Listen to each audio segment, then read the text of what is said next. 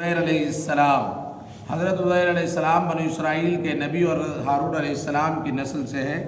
اللہ تعالیٰ نے سورہ توبہ میں ان کا تذکرہ کیا ہے۔ وہ تورات کے حافظ اور بڑے عالم تھے۔ جب بخت نصر بادشاہ نے بنو اسرائیل کو شکست دے کر فلسطین اور بیت المقدس بالکل تباہ کر دیا اور ان کو غلام بنا کر بابل لے گیا اور تورات کے تمام نسخوں کو جلا کر راکھ کر دیا اور وہ تورات جیسی عظیم آسمانی کتاب سے محروم ہو گئے، تو اللہ تعالیٰ نے حضرت عزیر علیہ السلام کو دوبارہ بیت المقدس آباد کرنے کا حکم دیا۔ انہوں نے اس کی ویرانی دیکھ کر حیرت کا اظہار کیا، تو اللہ تعالیٰ نے 100 سال تک ان پر نیند طاری کر دی۔ جو 100 سال سونے کے بعد بیدار ہو کر دیکھا کہ بیت المقدس آباد ہو چکا ہے، تو حضرت عزیر علیہ السلام نے پوری تورات سنائی اور اسے آخر تک لکھایا۔ اس عظیم کارنامے کی وجہ سے یہودی انہیں عقیدت میں خدا کا بیٹا کہنے لگے، اور آج بھی فلسطین میں یہود کا ایک فرقہ حضرت عزیر علیہ السلام کا خدا کا بیٹا کہتا ہے اور ان کا مجسمہ بنا کر ان کی عبادت کرتا ہے۔ قرآن پاک میں اللہ تعالیٰ نے ان کے اس غلط عقیدے کی اصلاح فرمائی کہ وہ اللہ کے بندے اور اس کے سچے رسول ہیں۔ فلسطین کے دوبارہ آباد ہونے کے بعد 50 سال تک لوگوں کی اصلاح کرتے ہوئے تقریباً 485 سال قبل مسیح اس عراق کے گاؤں سائر آباد میں انتقال فرمایا۔ حضور اکرم صلی اللہ علیہ وسلم کا معجزہ، حضرت خبیب رضی اللہ تعالیٰ عنہ کے حق میں دعا۔ غزوہ بدر کے موقع پر حضرت خبیب رضی اللہ تعالیٰ عنہ کا کندھا زخمی ہو گیا۔ آپ صلی اللہ علیہ وسلم نے اپنا مبارک تھوک اس پر لگایا تو بازو اپنی جگہ پر جڑ کر ٹھیک ہو گیا۔ ایک فرض کے بارے میں سجدہ سہو کرنا، رسول اللہ صلی اللہ علیہ وسلم نے فرمایا جب تم میں سے کسی کو نماز میں بھول چوک ہو جائے تو سجدہ سہو کر لے۔ خلاصہ، اگر نماز میں کوئی واجب بھول سے چھوٹ جائے یا واجبات اور فرائض میں سے کسی کو ادا کرنے میں دیر ہو جائے تو سجدہ سہو کرنا واجب ہے، اس کے بغیر نماز نہیں ہوتی۔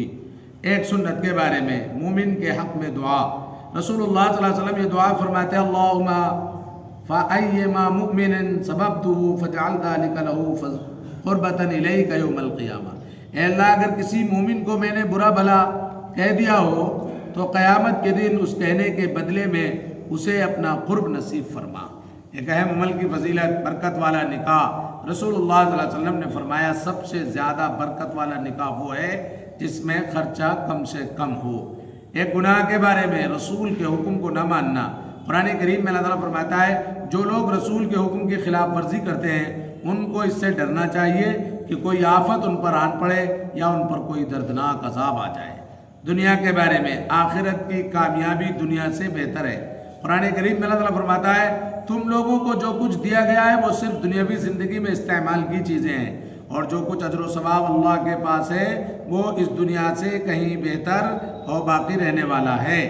آخرت کے بارے میں داڑھ اور چمڑے کی موٹائی، رسول اللہ صلی اللہ علیہ وسلم نے فرمایا جہنم میں کافر کی ایک داڑھ یا ایک دانت احد پہاڑ کے برابر ہوگی، اور اس کی کھال کی موٹائی 3 دن چلنے کے سفر کے برابر ہوگی۔ طب نبوی سے علاج، نشہ آور چیزوں سے احتیاط۔ حضرت ام سلمہ رضی اللہ تعالیٰ عنہ فرماتی ہیں کہ رسول اللہ صلی اللہ علیہ وسلم نے ہر نشے والی اور عقل میں خرابی پیدا کرنے والی چیزوں سے روکا ہے۔ فائدہ، طبہ لکھتے ہیں نشے والی چیزوں کے نقصان دہ اثرات سب سے زیادہ دماغ پر ظاہر ہوتے ہیں، لہذا اس سے بچنے کی سخت ضرورت ہے۔ نبی کریم صلی اللہ علیہ وسلم کی نصیحت، رسول اللہ صلی اللہ علیہ وسلم نے فرمایا جنازے کو جلدی لے جاؤ، اگر مردہ نیک ہے تو اس کو خیر کی طرف جلدی پہنچا دو، اور اگر بد ہے تو اس کو جلدی اپنی گردنوں سے اتار پھینکو۔ سبحان اللہ۔